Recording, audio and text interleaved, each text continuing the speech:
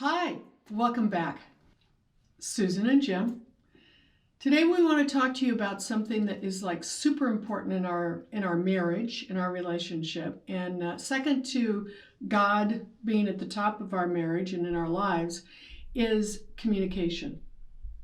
We've really learned that the reason we have never yelled our voices at each other, we've never screamed at each other, we've never called each other a bad name, is because I think the way we communicate. 100%. Yeah. I know that people, they probably won't believe that. Yeah. Never yell at each other. Yeah. Never said an unkind word to one another. Haven't even thought it in 30 plus years. Yeah. Yeah, it's possible. It's possible. It is possible. And it doesn't mean that we haven't had disagreements, because we have. We've been angry with each other. Jim was angry at me one time where he says, I can't even be in the same room with you. And so what I had to learn how to do was not react. You know, you learn how to respond, not react. I gave him his space. And when he was ready, we talked about what it was that had happened. And here's another key important thing. I listened while he talked so that I didn't interrupt. I didn't ever say, yeah, but. I listen. And that's one of the key things, to be an effective listener and to be clear in your communication. True. Something else years ago, we become our parents. We pick up the good Yeah. and the bad traits of our parents. And we're in the living room one evening, and Susan says, I have to bring this up. I feel I'm offended at the way you're speaking to me. Mm-hmm. You're sarcastic, you're short in your answers to me, and I don't like it. Mm-hmm. And I thought about that for a moment, because I didn't even realize that I was doing that. And evidently I've been doing it for a while. Mm-hmm. And she just came to the point where, no, Yeah.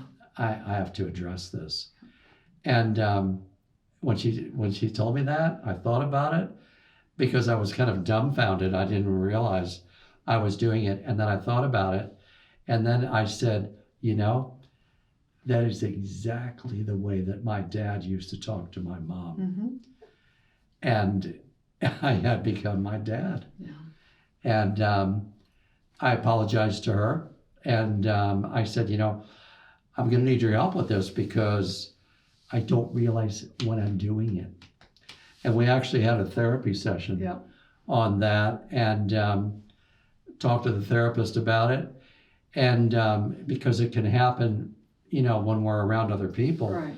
And she just said for Susan to hold up one finger, and not the middle finger. Not the inappropriate one. Yeah. Okay. Hold up one finger, just kind of like, and in an obvious way, or obvious to me. Yeah. And occasionally she would do that. Mm-hmm. And it took me, I don't know how long it took me, not long to stop doing that, but we dealt with it. Yeah. You know what I mean? And my ego was never bruised. My manhood was never, I love her. I want to get along with her. I don't want to speak to her like that. Mm-hmm. I want to speak to her with love and kindness. And so we dealt with it. I don't do it anymore. No. And I don't even have to think about it. No. And the thing is that I had to, it's not like I immediately said, oh, don't talk to me that way anymore.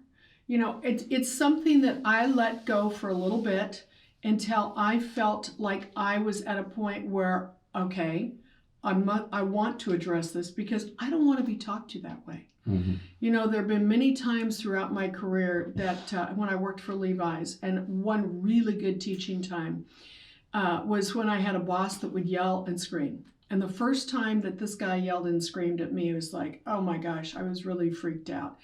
And, I became the 7-year-old little girl, and my dad was yelling at me, basically. So I called my sponsor up, because remember, I'm sober now, 35 years. So this all happened in the beginning. And I said, I can't believe this happened. And he's yelling and screaming. And she said, you have to pray for him. And I said, do you mean pray that a hitman shows up at his front door? And she said, no. And I said, oh my gosh. She said, no, you have to pray that God grant him everything in his life that you want in your life. And I was like, it was dead on the other end, on my end, right? And she heard that and she says, you don't even have to mean it.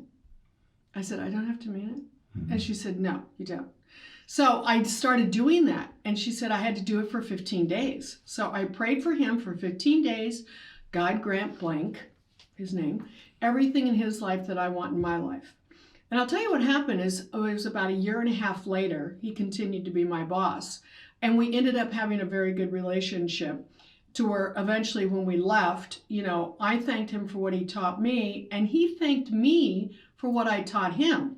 Because he yelled at me another time before this year and a half. And during this time I was praying for him. And when he did, I literally looked at him. We were in his office and I said across the desk, I said, I will not be talked to that way. You are not my mother, my father, my husband. I wouldn't allow them to talk to me that way. I'm not going to allow you to talk to me that way.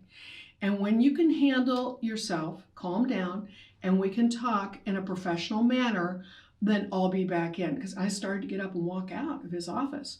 Now that took a lot of courage inside myself. I was scared to do that. But I'll tell you, it was very liberating. And that was a few years before I met Jim. And so this communication that I talked about was something that I started to want to know and I had a thirst for when I first got sober. I did not know how to communicate with anybody before. Mm-hmm. My parents yelled and screamed. My dad yelled and screamed. He did the best he could with what he had, but that was the way he grew up and the way he shared what was going on in his life and our family was a yeller and a screamer, frustrations. And my mom was rather passive aggressive. She would either, if you didn't do what she wanted you to do, she wouldn't talk to you. So I didn't know how to communicate. And they had a very vocally violent marriage. They stayed married for almost 60 years before my dad passed away. So when I graduated college, I got married. And the man that I married happened to possess both of those worst traits.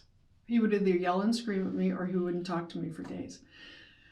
So I just was really ill-equipped. I was ill-equipped to be able to have a marriage. I was ill-equipped to be able to say how I felt about something. And, I realized as the years went by, I left him when I was 25. And then I got sober, as I said, at 35. And my therapy started right before that. And what I learned when I first got sober is I went to this workshop. And this workshop was all about learning how to communicate. And it was called Expressing Your Feelings. I took that workbook, and I'm not kidding, I took to it like a little duck to water. I wanted to know how to have a healthy relationship. Mm-hmm. I wanted to know how to say those things like, I won't be talked to that way. That's how I learned to be able to say them to that boss. Mm-hmm. So little did Jim know that he was going to be part of my communication. Yeah, I was learnings. The recipient of your knowledge and communication. And you started that right off when we got married. I know we've said this before, but it was say what you mean, mm-hmm. believe what you hear, right. And we're on the same side. Yeah. And those were the three that we operated by in our early years. And later on, I think we were married 10 or more years. Mm-hmm. And we went through the workbook, mm-hmm. Which teaches this, and with a group of girls that we were mentoring. And as I read this, say what you mean, believe what you hear, and I said, girls, listen, I have been the recipient of everything that she learned from this workbook for the past however many years we've been married. And I credit that with us never yelling at each other, never being nasty with each other, because we deal with whatever's going on right away. You know, we don't let it fester. We don't like hope it stops. We don't sweep it under the rug. We don't say, well, I'm being too sensitive. No. Right. We deal with it. Yeah. And that's, I credit that, you know, and also recovery in AA, Of course. Of course. and our relationship with God for our great marriage. But communication was element that I never knew about. So this raised my self-awareness to a whole new level and continues to this day. And we teach other people how to treat us. Key. That's really And good. that's really a big one right there. It is. And when you said, I won't be talked to that way anymore. Yeah. No, people don't have the right to do that. Right.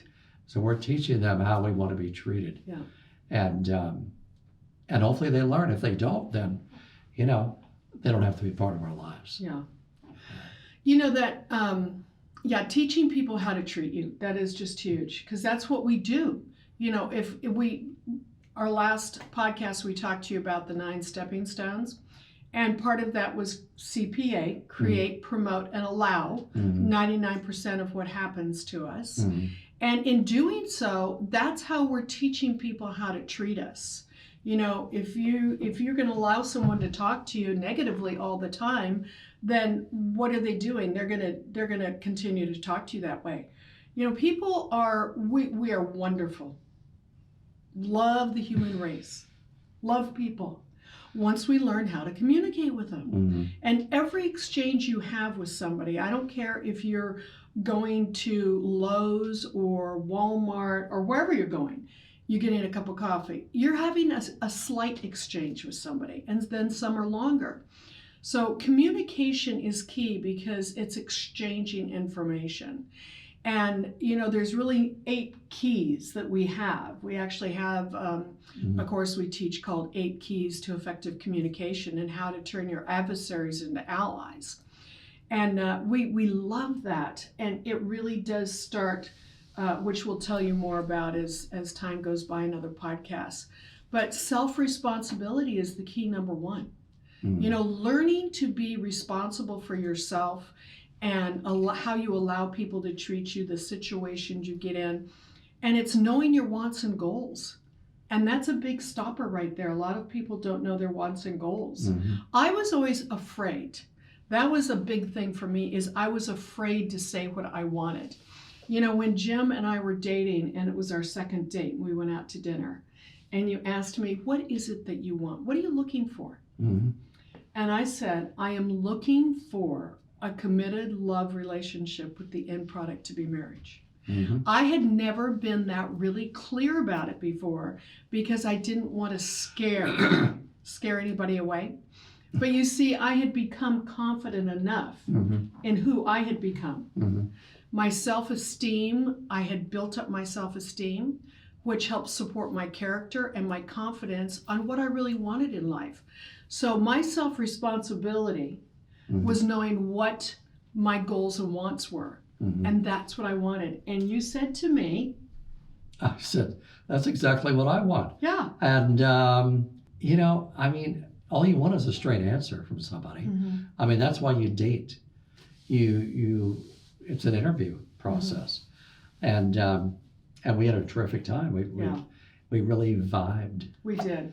And it was fun. It was a fun time. And I think even when I said that, I didn't say, oh, well, that's you. I said, I'm not saying that's you. But what I'm saying is that I'm having a really enjoyable time with you. And what I said under my breath was, oh, it's me. It's you. It's me. And we're getting married. Yeah. It turned out to be.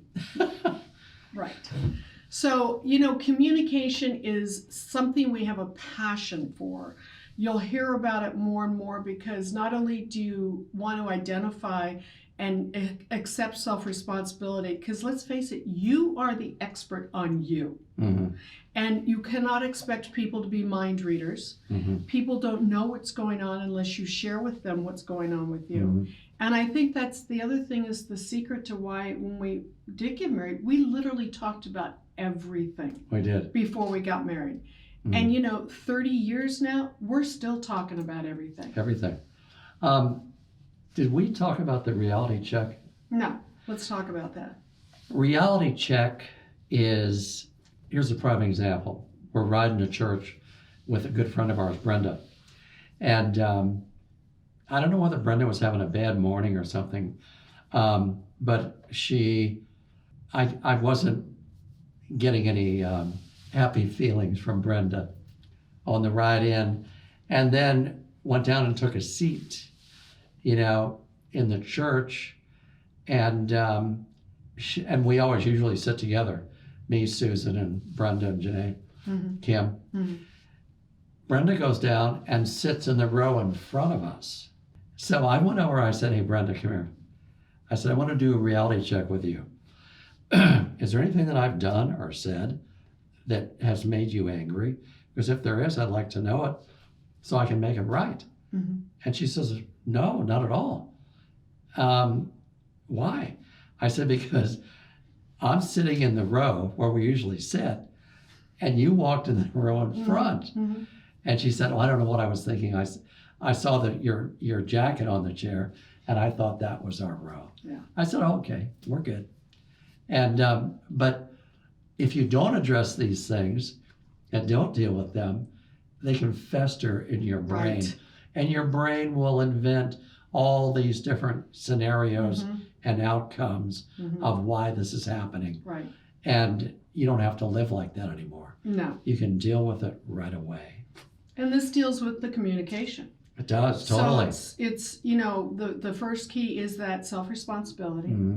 The second one is about exploring the scope of feelings, right? Then after that, the third key is then you identify the sequence of these feelings. Now we're not going to go into everything because we just don't have the time today. But those three things, and then we get into learning to recognize anger. I language, capital letter I language is like by far my favorite. It's hard to choose a favorite from all these, but it is.